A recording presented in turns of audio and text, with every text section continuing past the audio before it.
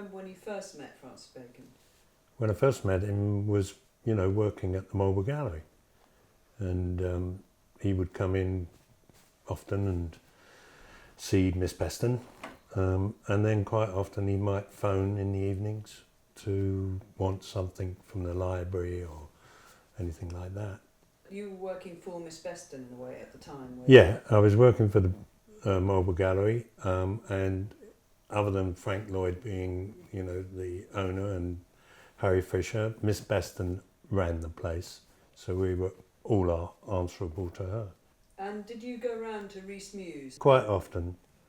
Yeah, quite often I'd go to pick up a painting, because as you may well know, to get them down the stairs, the big ones, was very arduous. And then they would be taken to, first of all, into the gallery to be photographed and measured, and then to Alfred Heck for the framing. When you first met Francis Bacon, what did you feel about? Did you like him? Yeah, I mean, he was very nice, he sort of, what's the word? Interested in you rather than you being interested in him. He took a notice of what you were and what your status was in the gallery, and it went from there. So once he'd met you, he recognised you the next time? Yes. That's not always the case, I think. What did you think of his paintings? Well, obviously I had no idea of anything about the art world really, because I was taken on as a chauffeur for Harry Fisher. But I didn't like that particular job, and I went to see Lloyd and asked if I could leave. And he said, no, you need to come in and learn to do something else in your life rather than driving. And that's, again, where Francis was really kind, because once I was taken into the gallery, he introduced me to Roy de Maistre, who wanted to have somebody who would sit still for the portraits that he was doing of people that would not sit still. And the deal that Francis set up with Roy was that he would then let me use his library to get an education in art. So Roy would say, right, I want you to sit there and very kind, just look down at the book and read these passages. Tell me when you're going to turn over. And then at the end of this sitting, next week I will give you another book, but when I give you the book, I will ask you about what you read today and see how much you learnt. So that's how I kind of got my only art history lessons. And then how did it progress from there? When did you, I know obviously the famous, time in Paris, you were there. Yes. Was there anything before that? There was only the Marlborough exhibitions, most of which were held in 39 Old Bond Street, but then there was a massive one that was done in both galleries, New London Gallery and 39, so it was a huge amount of work, and a lot of work involving Francis in being there and placing paintings, and then Miss Beston would also get involved, and I would have to make sure that all the glass inside and out was cleaned and everything like that. So once they were hung, and then the lighting, and so I was involved a lot at that time with Francis. And then from my days of being the chauffeur, Francis knew that I didn't drink at all, and he said, would I like to earn some more money, which I needed because I had only just got married. And so I used to drive him and Muriel Belcher and various other esteemed people from the club down to Norfolk to Robert Carrier's restaurant, Indlesham Hall it was called. So I would drive them down at the weekend, and again, therefore I met people like Denis Wirth-Miller and Dickie Choppin and quite a lot of the other younger painters that stayed around Francis at the club. Francis insisted that, I was part of the crowd. I remember once we went to see one of his friends who was a really good jazz singer, Annie Ross. And that was wonderful because Robert gave this huge party upstairs afterwards, just for Francis and his friends, and I was invited to that as well. It was great fun, really good fun, and you were completely involved in every way, and it was like you were part of it. And when you were in the car driving down, was it very chatty? I'm trying to get an idea because it seems such a great picture of all these people gathered. Well, I used to pick up Francis first, and then we'd all meet at Muriel's house. Some had already been drinking away quite well. So when we actually all piled into the car, it would either be very funny or everybody would sort of doze off. But normally it was Francis having a ruck with somebody in a very Queenie way, and saying, oh yes, well, darling, you would, wouldn't you? And so on and so forth. But most of the time when Muriel was there with us, it was he and she that were talking amongst themselves and everybody else was doing whatever they were doing. Because we had a very big estate vehicle at the Marlborough, because we also carried paintings and things, so I could get about 7 people in without being illegal. So it was on the return journey, which was always the problem, because we quite often got stopped for the antics that were going on in the back of the car, and then of course the police would say, have you been drinking, sir? And I'd say, no, I don't drink. Ah, but everybody else has. Yes, they have. Okay, well, take it easy. But that's the reason they stopped us, was what was going on in the back of the car with everybody either smacking one another or arguing or, in the car going like this. So, really, having that many scraps in the oh, back? big scraps, yeah, especially if Denis was there. Because Denis and Francis, it was almost like they had to hit one another, even if they were having a straightforward conversation. And some of the blows were quite strong blows, but that was their thing. Was it always, antagonistic, or was it sort of just, as you say, it's interesting, the idea, even when they were talking, they were hitting each other? Yeah, I don't think it was even antagonistic. I think it was just their way of being jealous of one another, Francis was this great painter, but I'm sure Denis thought that he was better than Francis. But Francis got all the accolades and things, you see. Well, it's true that he taught Francis some of the sort of techniques it must have been a very difficult friendship, I'm sure it was. Yes, yeah, because if you look at those early Denis Wirth-Millers that John Lees has got, there's a lot of brushstrokes that are very, very similar to Francis. But I heard a story that it was actually Roy who taught Francis how to manipulate paint on a canvas. He was the first to do it. Was John Deakin ever in the car?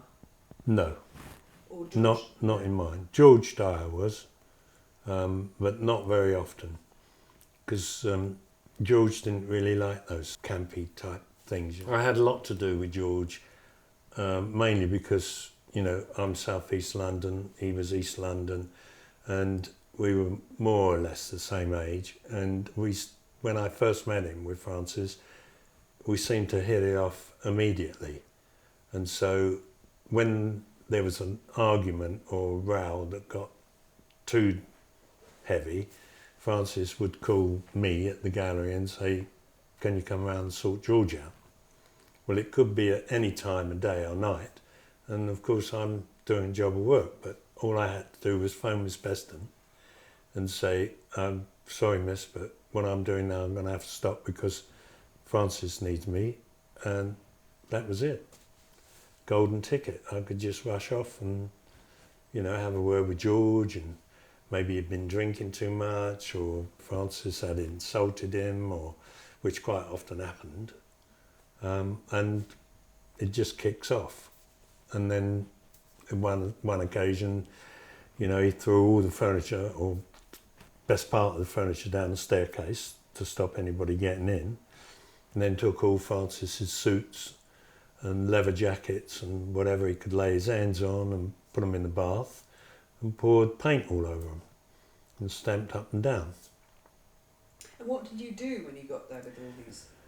Well, that particular time I had to take the, we had a van also at the Marlborough Gallery, and I took the van and had to get onto the top of it and through the window in Rees Muse that Francis had opened into the bedroom, and then find where George was raving and just sort of go and basically say, "Oh, hi George, you know, what's going on? You know, something happened, you know, do you fancy a cup of tea, or do you want to go around the corner for a beer?" Or, and it all sort of just dissipated for no other reason than his regard for me, really.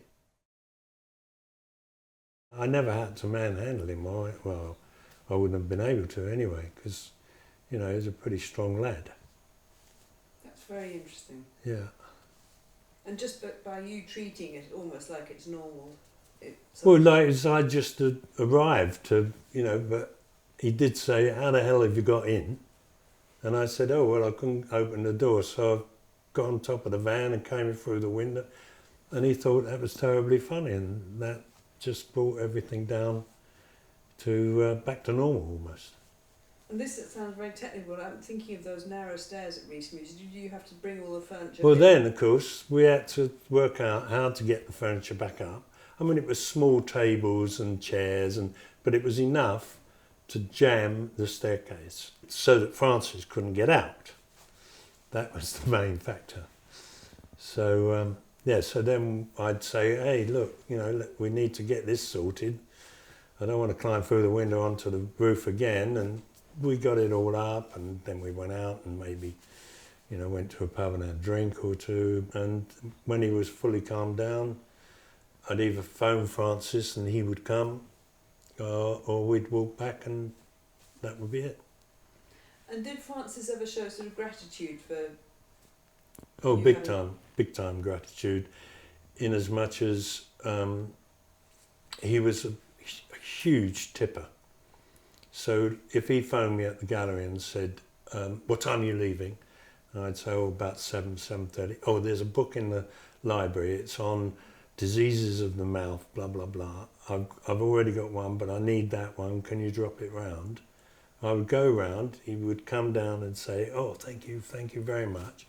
And he'd always put something in my top pocket and then say, thank you, and I'd leave. And quite often I'd forget that he'd put it in there till maybe the next morning or whatever, because we did have to wear dark blue suit uniform. It wasn't actually a uniform, but it was a dark blue suit. And so the next day I'd have £500, which, you know, was a month's salary. So that's why I didn't do any hire purchase in my first marriage, because I was earning all this, you know, cash payments and things from Francis. The driving at weekends was always very, very highly speculative in terms of money. And it just helped me through those early years of a first marriage and children coming. Fantastic, that's great. Yes. And did Miss Beston ever ask you about Francis? Was she curious? Not really. It was only if it was to do with the gallery work. She didn't pry into his private life in that way with me. Mm. You know, she looked after everything that he ever wanted. You know, I mean, it was plainly obvious she was totally in love with him. But no, she never queried. If Francis said, I need him, then that was it. Yeah. You were off. And did Francis ever talk about Miss Beston to you, or mention her? No, not really. No, occasionally he had this funny name from her, but I've forgotten what that is now, but it was Valerie at the gallery or something like that. But he never really spoke ill of her. Not to me, anyway. Yeah. But then I don't think he would, because I wasn't in that kind of position to take in any of that anyway. Yeah. Because he was so camp at times, you know, a lot of what he was going on about, I had no idea until later on in life when, you know, because I never realised that that he also liked that kind of rough trade sex of straight men, because I just thought everyone that he was with was gay. So, or in those days, homosexual. 1971 was the Paris show. Yes. And what time? When did you first go to Marlborough? How long were you there before? I went to Marlborough in 1961. Right.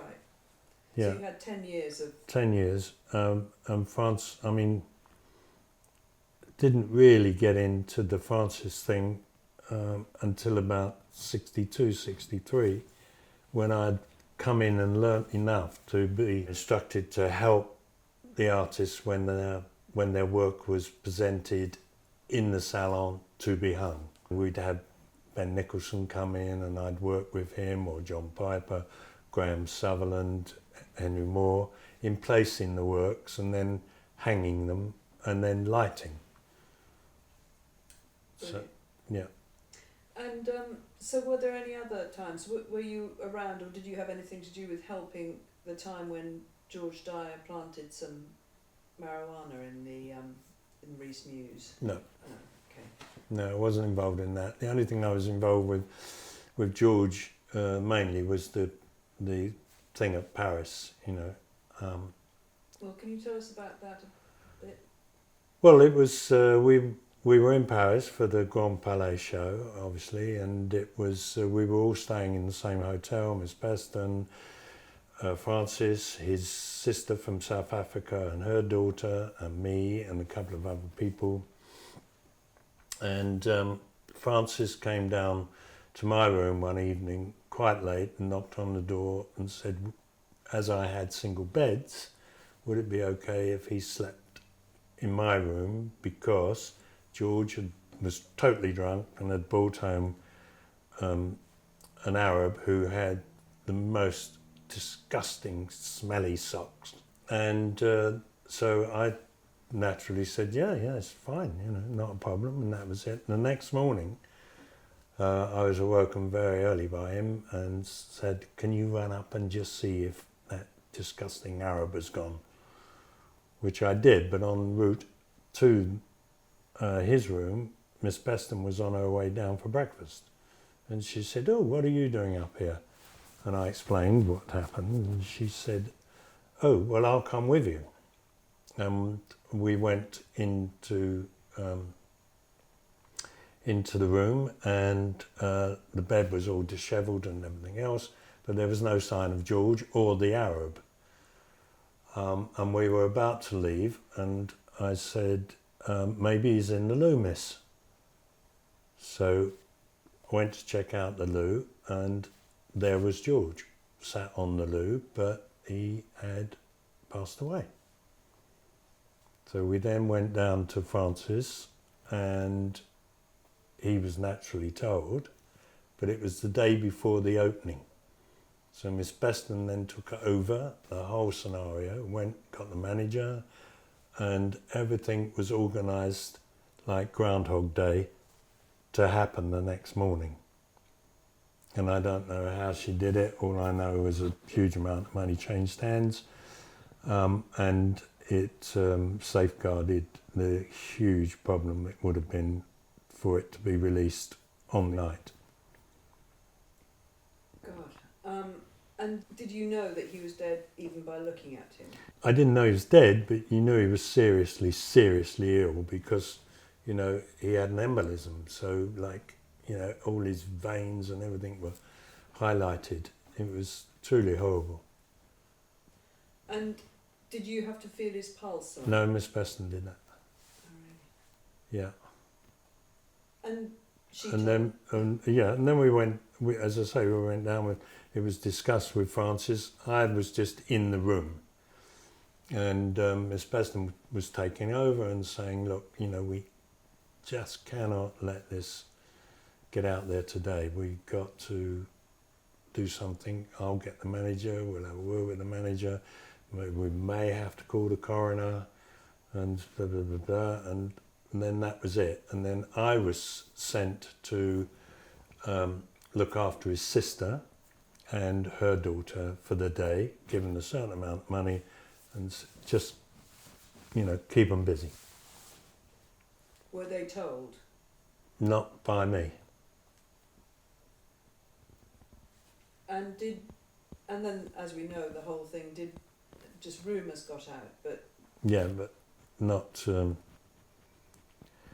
I don't think it was actually about the death. I think it was about the fact that George was not invited to the opening, which he wouldn't have gone anyway, I don't think, but... It was almost Baconish.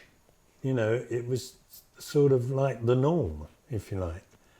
Not normal to find somebody on the loo dead, but when you think about the paintings that came afterwards, it was very macabre, but it didn't affect you in any way. It wasn't like you think, oh God, poor George, or you just didn't have time for all that. It's just Miss Beston got it organised, it was done, dusted, and just got on with what had to be done. And did you feel sad having got to know George? Eventually, when it all came up again, regurgitated itself, yeah, I felt very sad about George, and so much so that, I insisted that Miss Beston allow me to come with her to the funeral in Plaistow, in East End. Because Francis wasn't going to go. And I said, look, miss, I can drive you, and I'd really like to be there out of respect for George.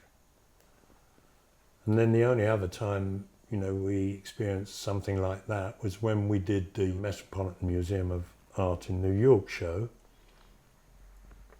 And again, it was the opening day, and Denis Wirth-Miller had picked up the phone in his hotel room to phone Francis to say congratulations tonight and blah blah blah and looking forward and everything else.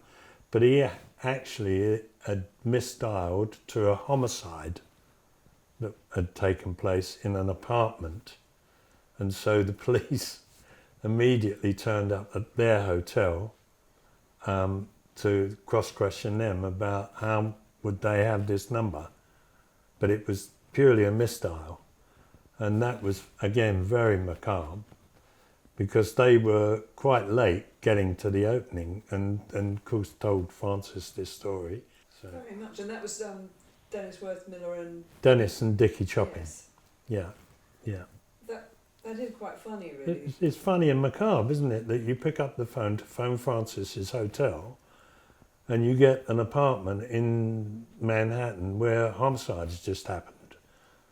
Really weird. Really weird. And do you have any memories of those times? Or you were there when Dickie and Denis... Yes, yeah. And I was staying in a really awful hotel way downtown. It was a favourite of Douglas Fairbanks Jr. in his heyday, so you can imagine what it was like. And Francis was staying at the Carlisle, and he said, "Oh, you should come and stay with me. I'll get you a room in the Carlisle." But at the time, I was working because the paintings were shipped, frames, glass, canvases for safety. So when they got to New York, the Marlborough, through Mark Rothko's estate, had this wonderful menage training centre for horses up on 39th Street and Lexington, between Lexington and 3rd. So all the paintings were sent there because they were using it as a kind of warehouse. And that seemed like a good place to go and reunite the three components. And that place was also habited by a really nice gay man called Barney Brown, Edward James Brown, and he was a conservator for the Marlborough, working with modern contemporary paintings. And he worked for quite a few of the other museums in town. So I was sent up there to clean all the glasses, both sides, fit the glass to the paintings, and then fit the paintings in, and then seal the backs. And so I was working very close with Barney, who was incredibly small but very tough, came from St. Helena and was unbelievably effeminate. He just loved Frances and gave this huge party in his apartment for Frances and all his friends, and Frances was nice enough to come. So it was just brilliant for them. Fantastic. Yeah, that was it. Anyway. Did you see Francis until the end of his life, really? No, I went to work for the Australian National Gallery, doing a series of exhibitions, and so that's when I lost touch with Francis. When I came back, I took a job with Waddington Galleries, working in their graphics division with Alan Christere, who was the director. And I would see Francis occasionally in Cork Street, or, you know, sometimes we'd go and have lunch in Soho. Because we ran into one another, he'd say, "Oh, why don't we have lunch?" And then it's just all sort of drifted away after that. Are there any other instances that you remember, however sort of small, that come to your mind as... Oh, I remember once, if this is relevant, I remember saying to Francis, I've been offered a job for the Australian National Gallery, and they're asking me to get references from various artists that I work with. Would you be kind enough? Yes, of course. He said, no, I'll do it and send it to the gallery, or you can come around and pick it up. If you think about what I'd been doing with him, in this letter, he put, yes, Terry Miles is a very diligent, very amazing, fantastic DIY decorator. That was it? That was it. For a job interview to work for a museum in Australia. So I never asked him about it, and as far as I know, I never did any decorating for him. I did before I started earning nice money. I did do a lot of decorating at weekends in and around the West End. But I don't know how he picked that story up or where it came from, but maybe Miss Beston had told him. Well, it really is the least helpful thing if you're going to work. Yes, you go to a museum, you know, you're supposed to be going as, what was my job then, was Chief Exhibitions Officer. So maybe I could have painted the gallery before I did all the exhibitions. So, yeah, that was the only other funny thing I found with Francis. Did you get a bit annoyed when you read it? No, I didn't. I just thought, how strange, you know. I actually thought I must talk to him and find out whether it was a joke or, you know, how it came about. But I never did. I never got round to, because I never needed the letters in the end. So. And we always ask this of people, if you were able to keep one of Francis's paintings, which would it be? For me, it would be the triptych that was sold to the Australian National Gallery, and it's a trapeze painting, and I'm pretty sure the guy on the trapeze was Peter Beard. Because when Peter Beard was over, I did have a lot of driving with Francis and him, which was very interesting to see them two together. It was really good. I mean, there's a very funny story but it's about some people that bought a painting in Belgium of Francis's. It's only funny in its context. It's got nothing really to do with Francis. It was just Tony Reichardt and I. This client of Tony's came in and bought a triptych, and he wanted it delivered. And we said, that's not a problem, we'll get Rogers to organise it. What were they called? T. Rogers, who moved most of the art in London in those days. There was Pickford's and various others, but we didn't like using them because the art went on with all other kinds of stuff. And the guy said, no, you need to deliver it because I want you to come over with it and I want this young gentleman to hang it for me, and then I'm going to give you a really good dinner and some fabulous wine. And so Tony said, well, okay, well, give us a day or two and we'll work something out.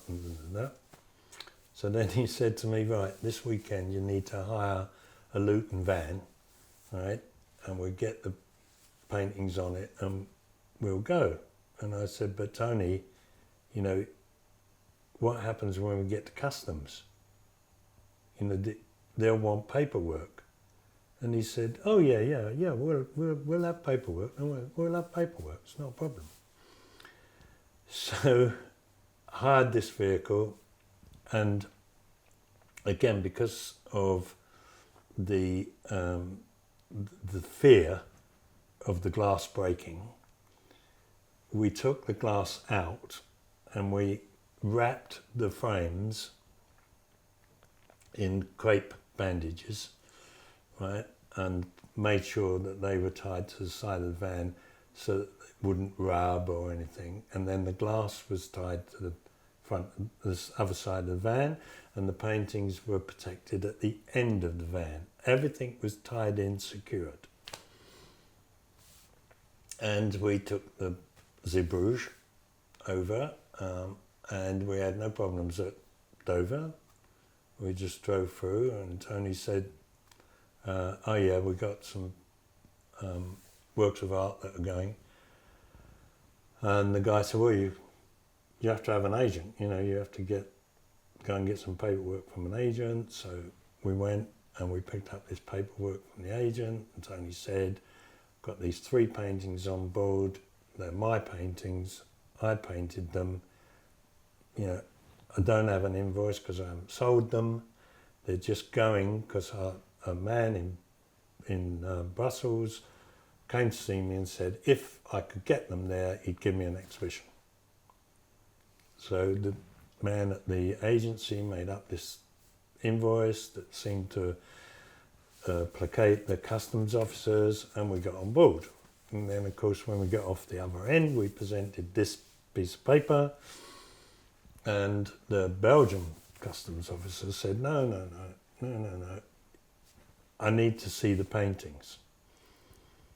And so we opened the back of the truck, and he said, what's this? We said, oh, they're the frames, and that's glass. You need to show me. So we had to sort of break the crepe on the frame and show him a bit of gilt, and then we had to undo the blankets on the glass. And he said, well, where are the paintings? The paintings are at the end. I need to see them. And Tony said, well, can't you just see one? And he said, no, I need to see them all. And they're big panels. So we get on, we get it out, we undo it all, we put them alongside the vehicle, right? In those days, this was like 50 grand. And we got these 3 paintings in the dockyard at at the Zeebrugge. And the man walks up and down and he said, "These are your paintings?" And Tony said, "Yeah, they're my paintings." He said, "You're going to have a show in Belgium?" He said, "Well, I'm hoping to have a show in Belgium." Okay, he said, "Good luck." So we put them all back on, and that was it. We delivered them, we framed them, glazed them, lit them, hung them. Tony and I had this wonderful meal, and he had the wonderful wine. And the next morning we came back, and of course we just happened to get the same customs officer who stopped us. And he said, "You're bringing the paintings back?" And Tony said, "No, he's going to give me the show, and I want you to come to my opening." So he said, "You don't have the paintings?" He said, "No, I've left them behind."